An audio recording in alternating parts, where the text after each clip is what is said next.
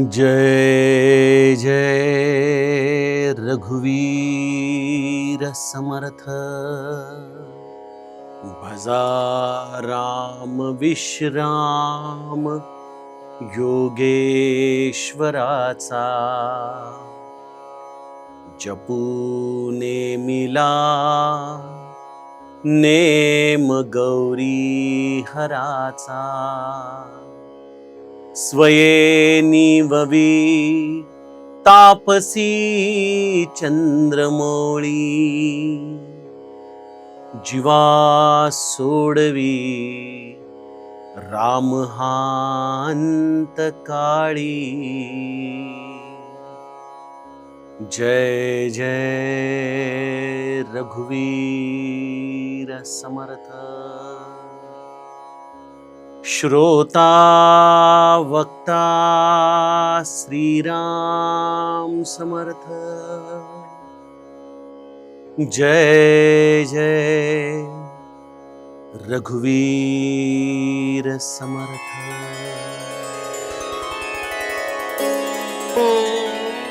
श्रीराम आपल्या सर्वांच्या हृदयस्थ वसणाऱ्या आत्मारामास साष्टांग प्रणिपात करून मनोबोध एक अंतरयात्रा हा श्री समर्थ रामदास स्वामी विरचित मनाच्या श्लोकांचा जो आपण मागोवा घेत आहोत। सज्जन हो, आज आपण त्यातील श्लोक क्रमांक 85 याचं चिंतन पाहणार आहोत। गेल्या श्लोकामध्ये समर्थांनी या हरिहरांमध्ये असलेला ऐक्यभाव, त्यांची असलेली ही परस्पर अतीव प्रीती याचं अति उत्कट दर्शन आपल्याला या श्लोकातून घडवलं। समर्थ म्हणतात की विठोने श्री वाहिला देवराणा। तया अंतरी ध्यास रे त्यासी नेणा। निवाला स्वये तापसी चंद्रमौळी। जीवा सोडवी राम हा अंतकाळी। या विठोने आपल्या मस्तकी या योगेश्वराला अर्थातच या महादेवाला धारण केलेलं आहे आणि तो महादेव देखील या मस्तकी आपले नेत्र निमग्न करून त्या पंढरीच्या पांडुरंगालाच, त्या श्रीवरालाच त्याचाच धावा करत आठवत आहे। असे या दोघांमध्ये असलेलं हे परस्पर नातं सज्जनो आपण गेल्या श्लोकामध्ये समजून घेतला। का करत असेल हा महादेव बरं एवढं या भगवंताचं स्मरण? का त्याला हे राम नाम एवढं आवडत असेल? हा खरं तर एखादा प्रश्न आपल्याला पडायला हवा। याचं उत्तर समर्थ आम्हाला आजच्या श्लोकामध्ये देतात। काय म्हणतायत समर्थ? भजा राम विश्राम योगेश्वराचा। त्या रामाचं भजन करा, कारण राम हा खऱ्या अर्थाने विश्राम देणारा आहे। नवे नवे प्रत्यक्ष योगेश्वर महादेव देखील ज्याच्या स्मरणाने विश्राम पावतो, असं हे रामाचं भजन आहे। या राम भजनाच्या आधाराने प्रत्यक्ष महादेव देखील विश्राम पावतो। आणि या विश्रामाची अवस्था कशी आहे? तर जपू नेमिला नेम गौरी हराचा। प्रत्यक्ष महादेव आणि माता पार्वती अत्यंत नियमाने या प्रभू रामचंद्रांच्या नामाचं स्मरण करत आहेत। हा नित्य नेम आहे त्यांच्या आयुष्याचा, कारण त्या नामामध्येच त्यांना परम शांतीचा, परम विश्रामाचा अनुभव येत आहे। स्वये निववी तापसी चंद्रमौळी। तो स्वतः चंद्रमौळी या रामनामाच्या स्मरणामध्ये विश्राम पावतो। आणि म्हणून समर्थ म्हणतात, जीवा सोडवी राम हा अंतकाळी। तुम्हा सोडवी राम हा अंतकाळी। हा रामराया या जीवाचं सर्व दृष्टीने कल्याण करणारा आहे, त्याचा अंतकाळ साधून देणारा आहे। या श्लोकाचा आणि गेल्या श्लोकाचा तसा बघितला तर भावार्थ हा एकसारखाच आहे, परंतु यामध्ये साधननिष्ठता समर्थांनी विशेष अधोरेखित केलेली आहे। अनेक लोक म्हणतात, दादा रामनाम घेतो पण त्याचा काही विशेष आम्हाला अनुभव येत नाही। रामनामाचा अनुभव घेण्यासाठी जसं एखादं औषध हे योग्य मात्रेमध्येच आपल्या पोटामध्ये जर गेलं तरच ते तसं गुण दाखवतं, त्याप्रमाणे सज्जनो, राम नाम देखील किती प्रमाणात आपल्या मुखामध्ये निरंतर राहावं हे समर्थ आपल्याला या श्लोकामध्ये सांगतायत की जपू नेमिला नेम गौरी हराचा. गौरी हराचा नेम दासबोधामध्ये समर्थांनी याला महादेवाचं माप म्हटलंय, शिवाचं माप म्हटलंय. शिवाचं माप याचा अर्थ 21,600 इतका नाम जप प्रतिदिनी जर आपण केला तर हा नाम आपल्याला त्याचा अनुभव दिल्याशिवाय राहणार नाही. आपली कदाचित संख्या किंवा आपला तो भाव या दोघांमध्ये कुठेतरी कमतरता येत असल्यामुळं आम्हाला नामाची रोकडी प्रचिती खरं तर जाणवत नाही. नामाची रोकडी प्रचिती काय आहे सज्जनो? बघा, आम्ही ही सगळी सकाळपासून रात्रीपर्यंत या प्रपंचासाठी ही जी गडबड करत आहोत किंवा परमार्थाच्या साठी देखील आम्ही अनेक साधनं करत आहोत. या सगळ्याचा उद्देश काय आहे? काय प्राप्त करायचंय आम्हाला? एकच गोष्ट आम्हाला या सगळ्या गडबडीमध्ये प्राप्त करायची आहे आणि ती म्हणजे आम्हाला विश्रामाची आवश्यकता आहे. विश्राम हा शब्दच देखील अत्यंत गोड आहे की नाही? या विश्रामामध्ये केवळ शारीरिक आराम हा एवढाच त्याचा मर्यादित अर्थ नाही. विश्राम यामध्ये शारीरिक स्वस्थतेबरोबरच मानसिक स्वस्थता देखील अभिप्रेत आहे. जिथं मन शांत झालंय, निवालय, समाधान पावलंय. आणि बघा, कित्येकदा जिथं मन शांत पावतं, समाधान पावतं, तिथं कदाचित शारीरिक सुखसोयींचा अभाव देखील असू शकतो बरं का. कदाचित आपल्याला तेवढ्या गाद्या गिरद्यांवर लोळण्याचं सौख्य देखील मिळणार नाही. परंतु मनुष्याला खरा विश्राम हा शारीरिक सौख्यापेक्षाही मानसिक सौख्याने जास्त मिळतो. आपण अगदी व्यावहारिक पातळीवरती बघायला जावं तर एखाद्या मनुष्याला सगळं सांपत्तिक सौख्य आहे, शारीरिक सौख्य आहे, पण जर मानसिक अशांततेने जर तो ग्रस्त असेल तर हे सगळं असूनही त्याला या सगळ्या गोष्टींमध्ये विश्राम प्राप्त होत नाही. आणि या उलट परिस्थिती कदाचित जेमतेम असेल, शारीरिक स्वास्थ्य देखील जेमतेम असेल, परंतु मानसिक प्रसन्नता असेल, घरामध्ये आनंद असेल, तर मनुष्य म्हणतो असू द्या ना, जसं असेल तसं. जे मानसिक आनंद, मानसिक सौख्य मला प्राप्त करायचंय ते सगळ्यात विश्रामाचं प्रधान अंग आहे. आणि आज या विश्रामासाठी आम्ही किती धडपड करतो.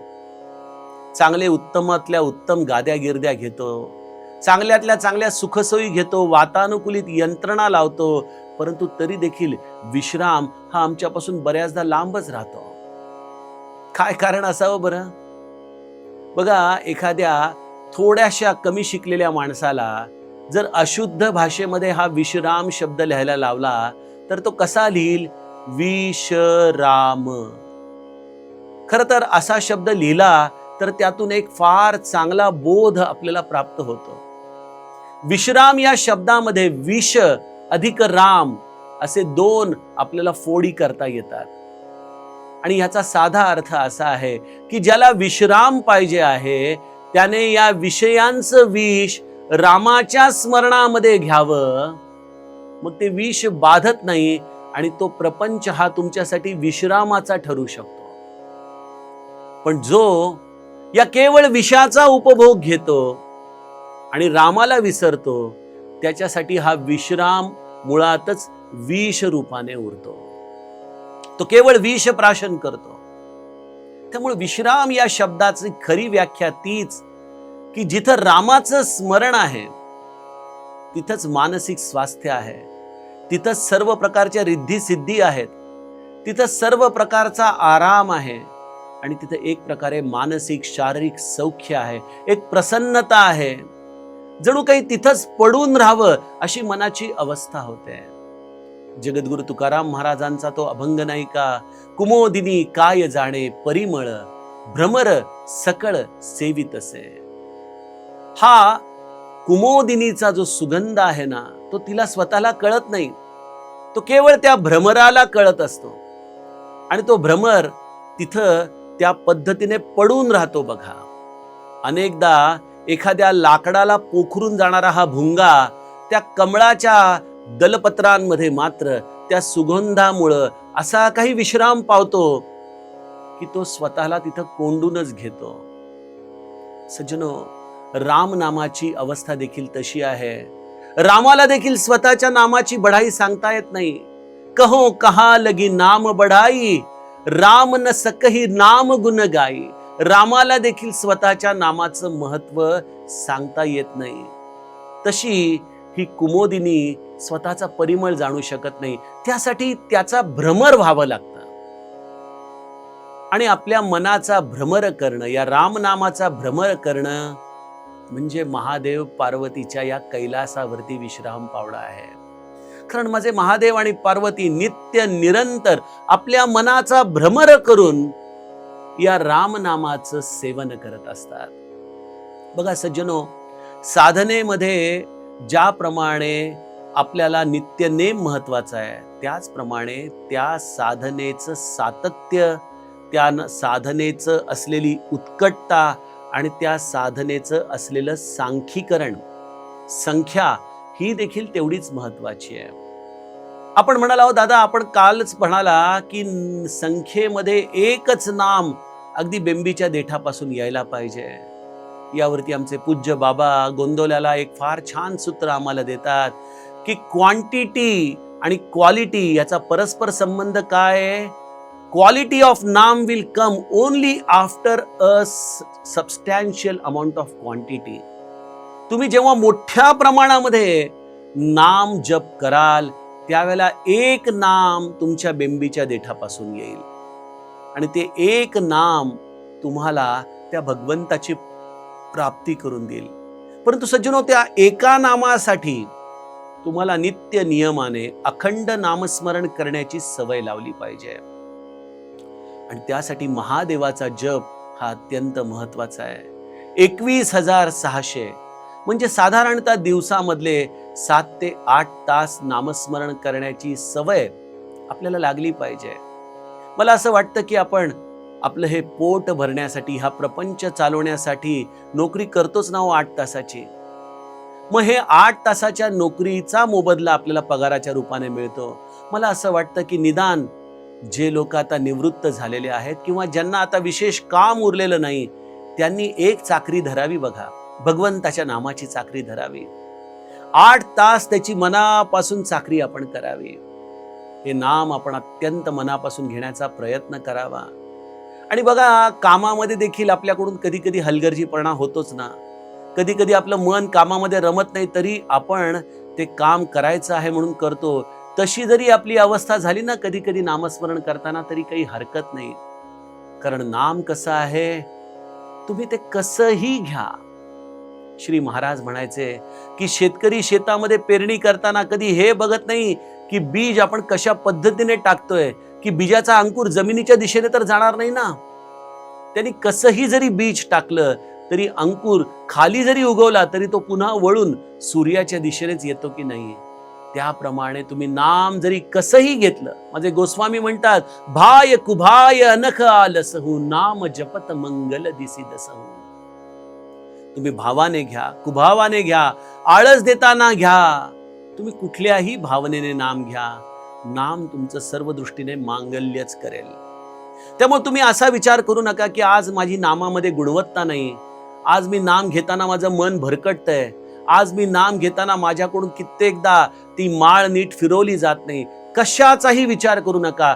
एकाच गोष्टीचा विचार करा की आपण नामाला बसावं, आपण नाम घ्यायला सुरुवात करावी.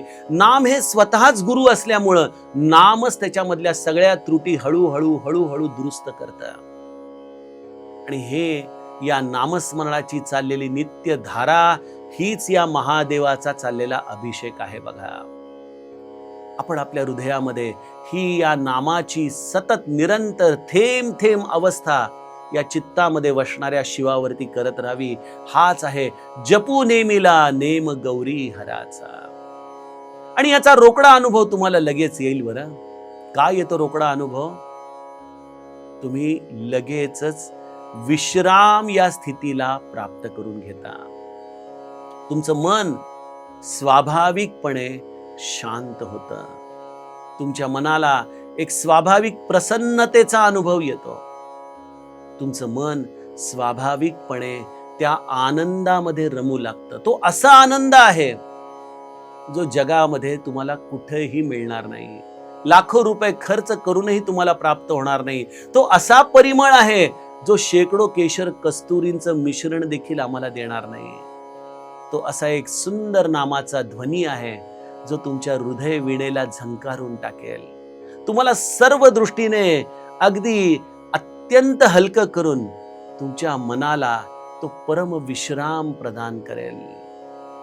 हा अनुभव प्रत्यक्ष माझ्या महादेवाचा आहे. महादेवाच्या आयुष्यामध्ये देखील अनेक कठीण प्रसंग आलेच ना. महादेवाला हलाहल प्राशन करावं लागलं याचं आपण चिंतन केलंच. महादेवाला आपली पत्नी सतीचा त्याग देखील या रामभक्तीपायी करावा लागला. अशा वेळेला माझ्या महादेवाने कशाचा आधार घेतला? जेव्हा सती रामाची परीक्षा घेण्यासाठी निघाली तेव्हा महादेवाने एकच विचार केला, हो यही सोई जो राम रची राखा, को करी तर्क बढावय साखा. आता जे रामाच्या इच्छेने होईल ते होईल. आपण कशाला विचार करायचा, कशाला या तर्कांच्या शाखा वाढवायच्या? म्हणून महादेवाने काय केलं? असं कही लगे जपन हरिनामा.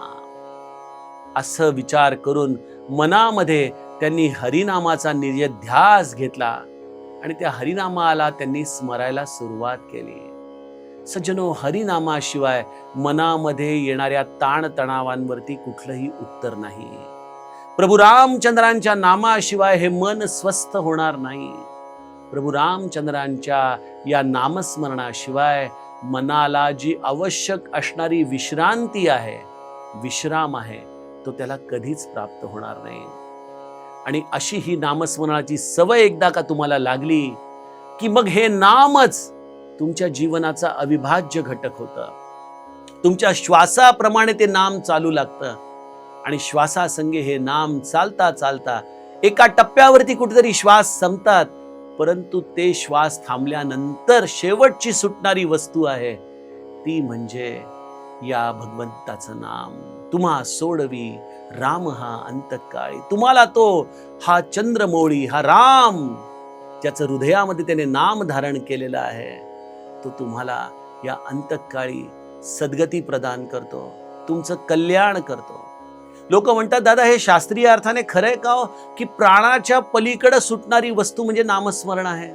हे कसं शक्य आहे? सज्जनो, मी त्याला अगदी एक शास्त्रीय दृष्टिकोनातून तुम्हाला सांगतो की समजा तुम्ही सीडी प्लेअरवर किंवा टेप रेकॉर्डरवर काहीतरी गाणं ऐकताय आणि ते गाणं ऐकत असताना अचानक लाईट गेले, तर लाईट पहिले जाऊन मग त्या टेप रेकॉर्डचा आवाज बंद होतो का पहिले टेप रेकॉर्डचा आवाज बंद होऊन मग लाईट जातात? अर्थातच पहिल्यांदा लाईट जातात आणि मग टेप रेकॉर्डचा आवाज बंद होतो. त्याप्रमाणे सज्जनो हो, आपली ही प्राणरूपी लाईट, हा प्राणरूपी चेतना या देहाला सोडते आणि त्याच्यानंतर या देहामध्ये चालणारं नाम हे थांबतं. आणि हे ज्यांनी आयुष्यभर नामाची अत्यंत मनापासून उपासना केली आहे त्यांच्या बाबतीमध्ये ह्या वस्तुस्थितीला आलेले अनुभव आहेत. अनेक साधकांच्या घरामध्ये मोठ्या ज्येष्ठांचं जेव्हा निधन झालं तेव्हा त्यांचे अनुभव आहेत की दादा, प्राण तर देहातून निघून गेला होता पण हातामधली माळ मात्र तशीच फिरत होती. हे कसं शक्य आहे सज्जनो? हे त्याचमुळे शक्य आहे कारण हे श्री महाराजांचं वचन आहे की तुम्ही आयुष्यभर नाम घ्या, मी तुमचा अंतकाळ साधीन, मी तुम्हाला अंतकाळाच्या वेदना होऊ देणार नाही. सज्जनो, काही लोक म्हणतात, दादा आयसीयू मध्ये आम्ही असू, नाकातोंडात नळ्या घातलेल्या असतील, कुठं नामाची शुद्ध राहणार? महाराज म्हणतात, काही हरकत नाही, तुम्ही आयुष्यभर शुद्धीमध्ये नाम सांभाळा, बेशुद्धीमध्ये मी तुमचं नामस्मरण करीन, मी तुमचं नाम सांभाळीन. पण नाम घेणाऱ्या व्यक्तीचा अंतकाळ श्री महाराज साधतात साधतात साधतात आणि त्याला एक असा अनोखा विश्राम प्रदान करतात ज्याची तो आयुष्यभर वाट पाहत असतो. सज्जनो, असं हे भगवत नामाचं महात्म्य समर्थ आपल्याला सांगतायत. या श्लोकावरचं आपलं चिंतन, आपले अभिप्राय, आपले प्रश्न जरूर झी 24 तासच्या कमेंट बॉक्समध्ये आपण लिहा, आपले प्रश्न विचारा, हा संवाद दुतर्फी चालू द्या, जेणेकरून हे मनाचे श्लोक आपल्याला खऱ्या अर्थाने औषध देणारे ठरतील. आता उद्या आपण पुढील श्लोकाचं चिंतन बघूया.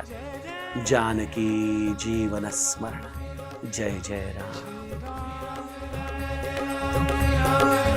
जय